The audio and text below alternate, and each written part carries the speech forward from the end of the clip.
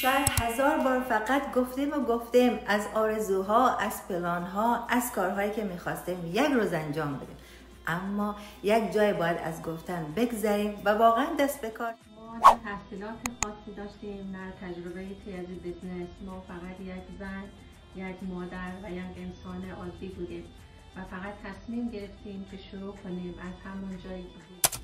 با همان چیزهایی که داشتیم شروع کردیم، نه منتظر زمانی که همه چیزش کامل باشه، بلکه همان لحظه که تصمیم گرفتیم خودمان را کاملتر بسازیم در کنار اولاداییم. بیزنس را شروع نکردیم، بلکه یک طرز فکر جدید را شروع کردیم. هیچ وقت منتظر اجازه کسی نبودیم. خودمون به خودمون فرصت پرواز دادیم تا بدرخشیم از همین جایی که ایستادیم.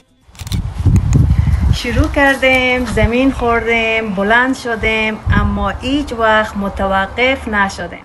این فقط یک بیزنس نیست، این زندگی ماست. ما انتخاب کردیم که واقعا زندگی کنیم. حالا ما اینجا این کنار هم با صدایی که شنیده میشه، اسممون، راهمون و موفقیتی که ساختیم، همش از یه بله ساده شروع شدش و حالا ثابت کردیم وقتی کنار هم هستیم یعنی هیچ چیزی غیر ممکن نیستش. اگه تو هم دنبال یه تغییر واقعی هستی، وقتش مسیر خودتو بسازی، ما همینجا در کنار شما هستیم.